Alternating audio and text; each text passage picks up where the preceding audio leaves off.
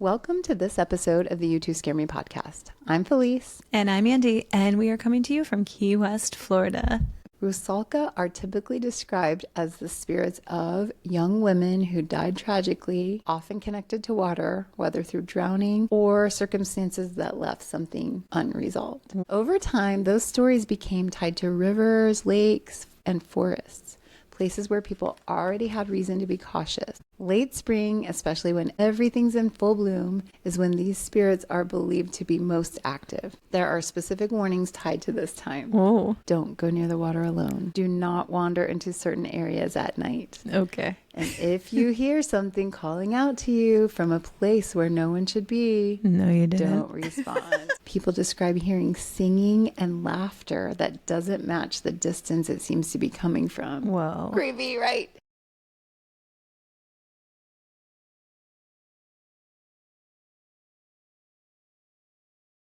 Well, if this is your first time joining us, or if you forgot what we do here, what's up? We're just two spooky girls who love to hear and tell stories about weird stuff, paranormal stuff, creepy stuff, and the unusual.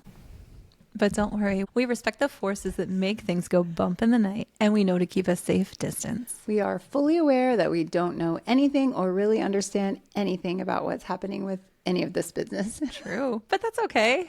We make sure to laugh to keep it light as we work our way through the strange and unusual. We hope to bring you stories that make you question and give you a chill. That's right. A quick warning before we begin. This podcast is for entertainment purposes only. Our tales are drawn from folklore, history, and reported experiences, but we don't claim them as fact. Some stories may include sensitive topics, so listener discretion is advised. Dive into the shadows with us as we bring you haunting tales in this episode of the You Two Scare Me podcast. Shall we dive in? There's a very unique time of year when people all over the world start doing things they don't normally do. They light fires, they clear their homes, they avoid certain places, and they stay close to each other. The strange part is they don't all believe the same thing. People worldwide just seem to agree that something about this time of year isn't completely normal. Tonight we're looking at something that shows up all over the world in cultures that have had no contact with each other, no shared language, no shared framework, and somehow still landed on a similar idea. Spring isn't always treated as something gentle. It's not all sunshine and rainbows. Oh. Sorry. In a lot of traditions, it's handled carefully. It's marked, managed, and acknowledged in ways that suggest people weren't just celebrating the season changing, they were responding to it. So, here we go. Here we go. If you look at how different cultures handle this time of year, one of the first things that stands out is that people don't always treat it like something that just happens. In parts of Mexico and across Latin America, there's this understanding that as the season shifts, certain kinds of things can build up over time. Not in a physical way, but in a way that still affects how a person feels. That can mean mal de ojo, what's often translated as the evil eye, where attention, envy, or even just being looked at too closely by the wrong person is believed to create imbalance. It can mean emotional residue from stress, conflict, or illness that doesn't fully clear on its own. It can also be described as something more specific, like susto, where a sudden fear or shock leaves a lingering disturbance that doesn't settle back into place. Mm-hmm. Sometimes it's talked about in a way that's harder to define. Maybe something attached itself to you. Maybe it followed you home. Mm-mm. The important part is that none of this is typically described as extreme. It's gradual. It shows up as a feeling that something's not quite right, even if nothing obvious has changed. That's where limpias come in. Not lumpias. That's a delicious Filipino snack. Limpias are spiritual cleansings rooted in curandismo, a blend of indigenous practices, Catholic influence, and herbal healing traditions. We talked about that in our Texas episode a long time ago. Mm-hmm. These traditions can involve smoke, prayer, or herbs like rue or rosemary, and sometimes something as simple as an egg being passed slowly over the body. Oh. Have you heard of that? Yes. Yeah? The egg stuff. Have you seen though? I've seen so many videos of this recently. I think it's my like weird algorithm, you know? Yeah. I have a weird algorithm too. But people take the egg, pass it all around, and then you put it in water. Yeah. Oh my god. That's what I'm going to tell you. Yeah. I'll We tell you should the try details. it. Okay, but we don't know. Does it tell you like how to read it? I remember seeing somewhere where it said like, if this happens, it moves. Okay. Yeah. Okay. I'll we find should it. try it. Oh my gosh. But I'm like, all those things. I'm like, we should do it. And then I get really scared about What's going to happen? The idea is very direct in a way that makes it feel almost practical. Energy accumulates. Not all of it is good. Over time, it can settle into a person or a space. And when that happens, it doesn't always show up in a way that you can easily explain. You just know something feels off. So at certain times of year, especially during seasonal transitions, people will go to someone who practices this kind of work to have a limpia done. Depending on the practitioner, it can involve different elements. But one of the most common forms uses that egg. It's passed slowly over the body, sometimes along the head, the shoulders, the back, the arms, with prayers or quiet words spoken as it moves. In some cases, herbs or smoke are used alongside it.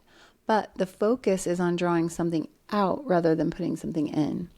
What people tend to remember most is how it feels when it's happening. There are a lot of firsthand accounts of people noticing a change that doesn't build gradually. It happens in a way that feels immediate. A sense of pressure lifting, like something they hadn't fully identified was there, suddenly isn't there anymore. One person described it as feeling like something was being pulled off of their back. Ooh. Not dramatically or visibly, but in a way that was physical enough that they noticed the exact moment it was gone. Whoa. That's kind of crazy. Yeah. Once the cleansing's finished, the egg is cracked into a glass of water, like you said. That's where the focus shifts. The person performing the limpia studies the way it settles. The white can stretch upward into thin strands. The water can turn cloudy. Bubbles can form and gather in certain places.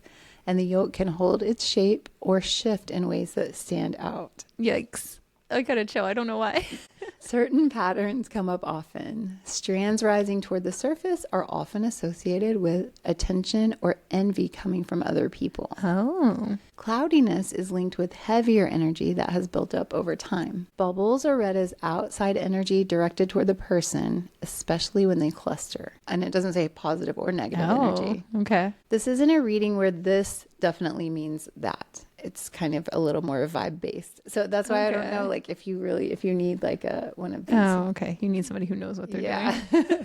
And the timing of the ritual matters. It's not something people just randomly do. It often lines up with moments when seasons shift, when things are changing in ways that are easy to see and maybe not so easy to see at the time. Whoa. Isn't that cool? Yeah. That's really cool. Yeah. We'd be like, and then we'd be like, hey, do you want to have some eggs? Yeah, we'd be like, we're hungry. Yeah. Yeah, I don't know if we're the right people for that job. But if you know how to do the egg cleansing ceremony, let us know. Let us know. Tell us. Or send us pictures too. Yeah, especially if it's something that you can just do as a layperson. Yeah. Let us know. Or also if it's something we definitely should not do as a layperson. Oh yeah, let us know too. Mostly let us know about that. Do not try this at home. In the Philippines, the seasonal shift is tied very directly to the idea that certain things become more active at certain times of year. The hottest months, which fall between March and May, are widely understood in Filipino folklore as a period when spirit activity increases. Ooh, there's some crazy spirit stories from the Philippines. Yeah. Whoa. And it's not just one single holiday or a single night. It's more of a window of time where people become more aware of what might be sharing the space with them. Ooh. There are long-standing beliefs tied to entities like the Aswang, which is often described as a shapeshifter that can move between human and non-human forms. Mm-hmm. The Tikbalang, which is a forest being known for disorienting travelers. Ooh. And the Kapre, a cryptid often described as a tree giant, 7 to 9 feet tall. Oh my gosh. Dark, hairy, muscular, sits on tree branches and smokes. Oh, wait. This Also, is combining a whole lot of things that I love. But also strong body odor included. Oh, what? I don't know what he's smoking, but it sounds like our friend Skunk Ape, right? It does. But when you first were talking about the tree thing, then I was thinking about, oh my gosh, what movie is it where the trees like join the fight and stuff? You know? Oh, wait. You're not thinking of that M. Night Shyamalan movie where all the trees are like I don't know. pitting against. It's like the The Happening or something like don't that. know. I don't know. I have maybe, no, there is one where there are like the trees pull their roots up and then they're like, Oh, they're walking around. they're walking. Oh, no, this is like a guy in the trees. Oh, a guy like in the hairy, he's like Bigfoot, I think. Oh. He's like Filipino Bigfoot. Filipino. So But he's a smoker. he's smoking, he's eating his lumpia. Yeah. Exactly. But he's pretty stinky too. Okay. You Okay. know. But when you first were saying like a tree Oh, a cryptid, tree. I was like, what? It's a moving tree. Oh my Yeah. gosh. And I got really No. excited. Yeah. But then you were saying about skunk ape and then I was like, oh, okay. Yeah. There's so many things happening. But we do love a good Bigfoot situation. I mean, we love yeah. any cryptid. Yeah. And it probably is skunk ape's cousin, you know? Yeah. It's just like, Of course. These creatures and entities aren't treated as distant myths in the way we might think of folklore. They exist in a space where people will still casually reference them when explaining something that doesn't feel right. They'll say, don't be too loud, we might disturb something, or don't call out, something might answer. oh no. It sounds like what you might hear in Appalachia, Yeah. right? Don't whistle at night. Don't whistle at night. If you hear your name, no, you didn't. What stands out is how often the environment plays a role. Heat, still air, long stretches of quiet at night, especially in rural areas where visibility drops and sound carries differently. People describe walking through certain areas and suddenly losing their sense of direction,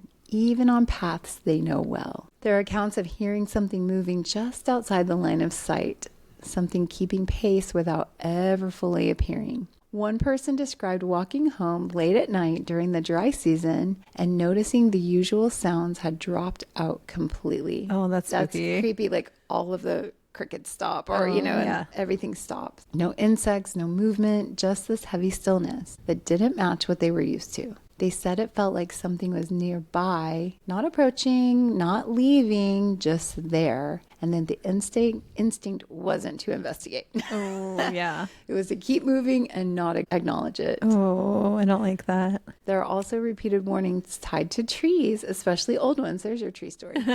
The idea that certain trees are inhabited or watched over isn't unique to the Philippines, but here it's treated in a very practical way. People are told not to disturb them, not to linger too long near them at night, and definitely not to draw attention to yourself in those spaces. They say the trees talk to each other. There's a whole conspiracy situation about the trees talking to each other. Oh, gosh. And again, it comes back to timing. People don't talk about this stuff all year long in the same way. There's a recognition that during certain months, especially when the heat sets in and everything slows down, the environment changes just enough that other things are noticed more easily. Maybe they were always there, but something about the change in season makes them hard to ignore. You want to go visit the Philippines? skunk ape? I mean, I'd see Filipino skunk ape. I don't like whatever it is though when everything goes still. Like that's so scary. That's a very bad sign. Yeah, it is. Well, because everything knows to like be still and be quiet, you know? And I've heard some really, really scary stories from the Philippines Ooh, we'll have about to dive into that stuff. yeah, and I don't know. I think I'm just really scared of all of that. They're like the best karaoke in the Philippines, though. Well, It's true. I mean, you're like everyone's such best a good karaoke, losing your life, singer. Might be worth it. eating lumpia, Worth it. seeing weird cryptids. You're not scared of the Philippines. No way. We're going. Oh, okay, add it to the list. If you head over to certain Slavic regions. Oh, my people. Your people. The homeland. Particularly parts of Eastern Europe, late spring brings something that feels much more specific. There's an entire stretch of time, often referred to as Rusalka Week, I don't know if I'm saying that right, that centers around the belief that water spirits are active. Oh, this one's creepy. Oh no. Not in a symbolic sense, but in a way that actually affects how people behave. Rusalka are typically described as the spirits of young women who died tragically, often connected to water, whether through drowning or circumstances that left something unresolved. Whoa. It's like those Korean ghosts, the Korean water ghosts too, yes. right? I was trying to remember where they were from. Mugwishun, yeah.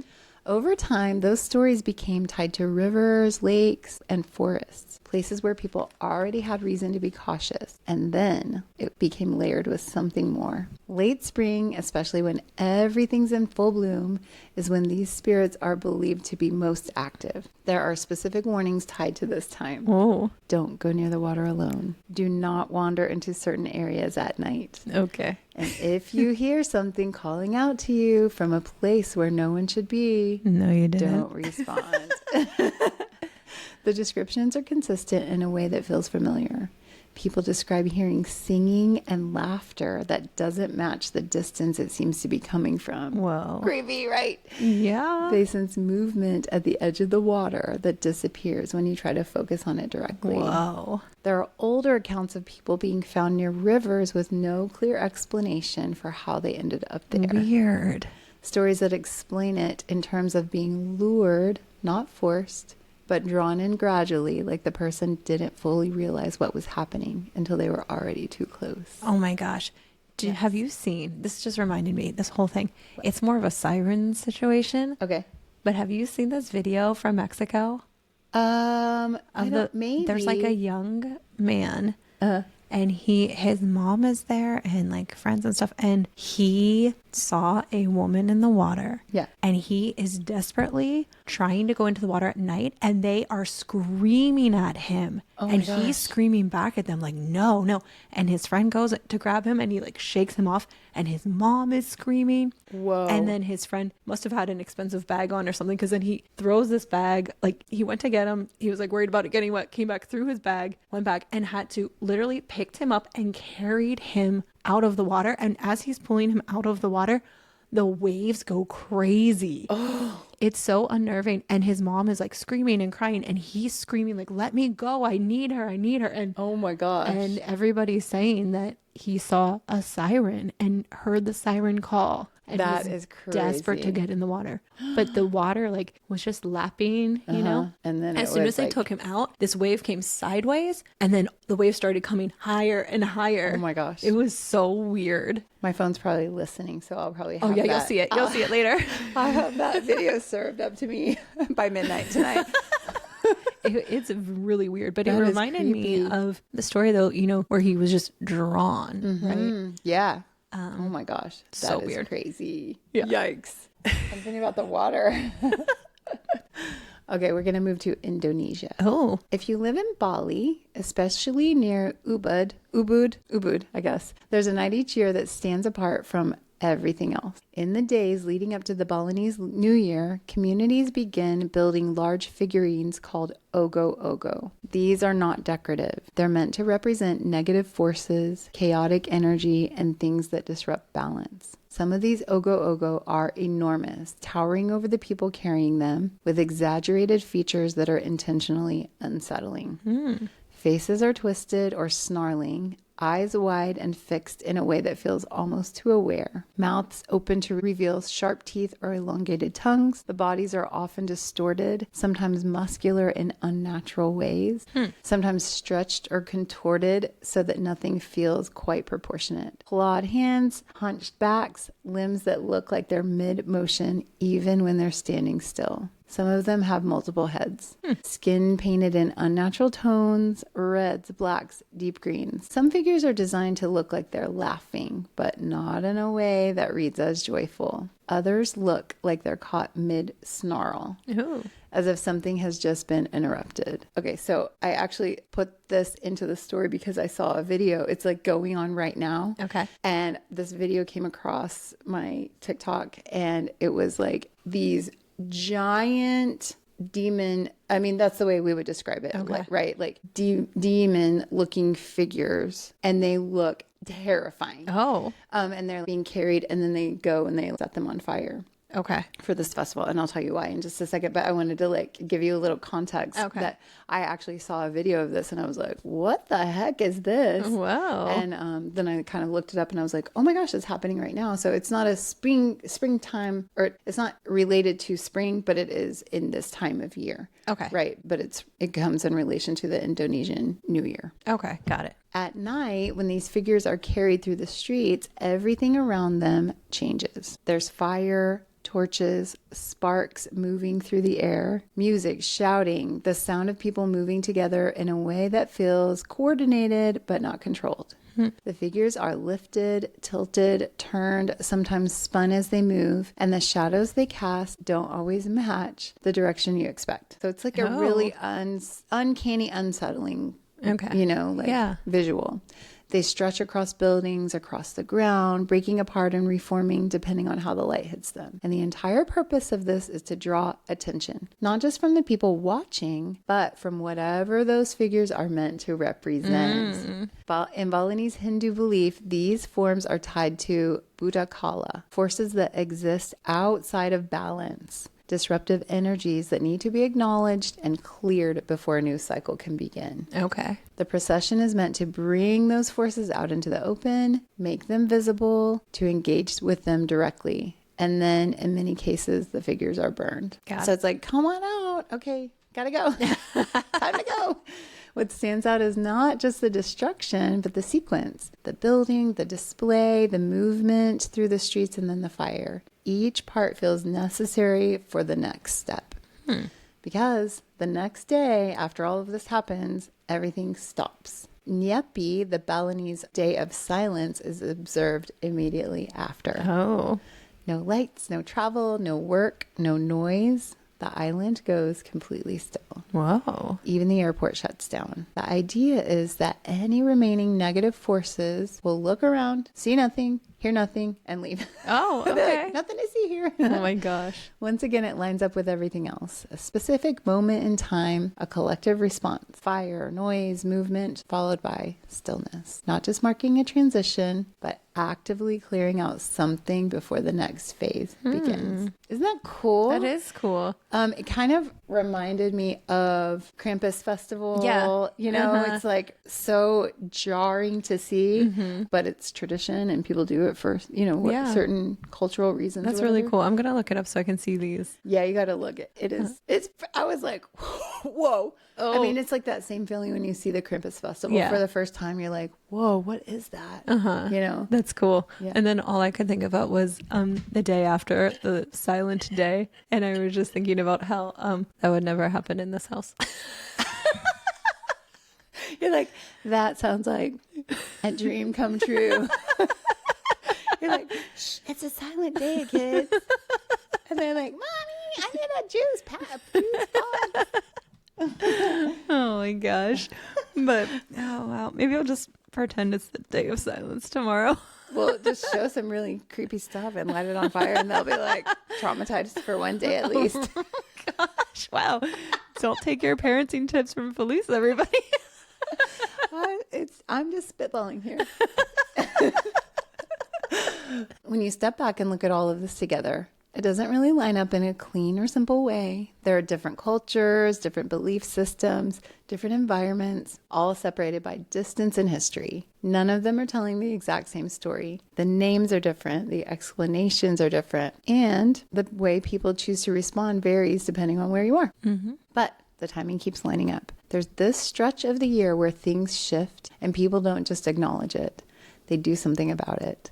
They light fires, they clear spaces, they make noise, and they stay close to home. They avoid certain places. They pay attention in a way that they don't at other times. And it's not always explained as fear. Sometimes it's just awareness. The understanding that something changes, even if you can't fully define what that change is. In Mexico, it becomes something you remove, something that can attach itself and then be cleared away. In the Philippines, it's tied to the environment itself, the idea that certain conditions make it easier to notice what's already there. In Eastern Europe, it becomes something more direct, something that calls out, something that can draw you in if you're not careful. And in Bali, it's something that entire communities decide to confront all at once. I kind of love that. Yeah, yeah. Different approaches, same instinct. At a certain point in the year, something builds and people respond to it. Maybe that's all it is. Seasonal change, human pattern recognition, traditions that developed for reasons that made sense at the time and were passed down until they became habit. But it's the consistency that makes it harder to dismiss completely. Because even now, in places where people don't share the same beliefs, They don't follow the same rituals. They don't even use the same language to describe what's happening. They still tend to do something when this time of year comes around. They mark it, adjust, and respond. And it leaves you with a question that doesn't really have a clean answer. Not whether any of these traditions is right or wrong, or whether every story that's tied to them is true. Just why this specific moment keeps showing up the same way over and over again in places that had no reason to agree with each other. Why this part of the year, out of all the others, is the one where people feel like they should pay a little more attention than usual. And whether that instinct came from something that was noticed or something that was experienced, because those are not always the same thing. Wow, that was cool. Yeah, it's kind of fun to think about. Like, I like to think about what's happening at the same time all over the world. And I feel like we're in spring right now. We just like made it into spring officially. And I felt like, like it's a good way to kick it off. Yeah, absolutely. I love learning. That's one of my favorite parts about this show too, is even though we do talk about spooky stuff, I feel like every time I learn something. Yeah. And I love learning about other cultures, especially like, I would never know about these giant statues in Bali. The Ogoh-Ogoh. The Ogoh-Ogoh. Yeah. And I also really love that still the entire place shuts down. Yeah, I think that's so cool. That idea of community is really strong there, And what a celebration of and recognition of history and culture. And, where you come from and celebrating that and, holding on to all of those traditions and customs. I love it. It's so special. Yeah, I think that's really cool. Are you ready for Somebody Told Me? Yes, I am. Okay. So this story comes from my friend Elena. Okay. Now, if you remember a couple episodes back, I shared a Somebody Told Me from a different friend, Jen. Okay, yes. Who was talking about the ghost in her house. Yeah. So just as a backstory, Elena was the neighbor who shared the other part of the townhouse with Jen. Okay. So they lived a wall apart, Got right? you. Okay. So there may be some similarities, but there's also some new things to hear. Oh, And so okay. it's pretty funny. And It's kind of cool. It's like literally two sides to the same story, Right. in a way. so, and then just so everybody knows, Jen lived in the neighborhood longer, and then Elena moved in around the time that or maybe she'd been there a year before I got there or something like that. Like they were newer. Elena starts by saying, "This is the ghost of Voss Lane." Ooh, okay. That was your street. That was not my street, but that was their street. Okay, Yeah. got you. When we had moved into our condo, a lot of people there told us there was a lot of ghostly activity. And just given the history of Cameron Station, that's the neighborhood, when we moved into our townhouse on Voss, I thought, okay, there's energy here, but not like necessarily bad, not necessarily good, just energy. Well, for the first couple of weeks, we had this intercom interference, and then I was playing with the settings and they would go off, and I'm thinking, okay, like maybe I'm not turning it down. Maybe there's hard wiring. And then I realized that they were legit powered off, like volume down. No buttons worked. There were only two intercoms. One was in the living room and one was in the upstairs bedroom. The one in the living room, I legit thought was the thermostat. Oh, but it's like part of the house. yeah, Okay. it's hardwired in. Got you. Mhm. Okay. Okay. Yeah, Got like it. old school intercom. Yeah. Okay. But it turned out to be the intercom. And then the one in the bedroom that had the dials, well, sometimes around ever so often, the volume would be down. Now, it would be like 11:15, 11:30, and I would be coming to bed. And sure enough, the intercom would go off. Always to the same, what sounded like radio station, which played some sort of Latino music.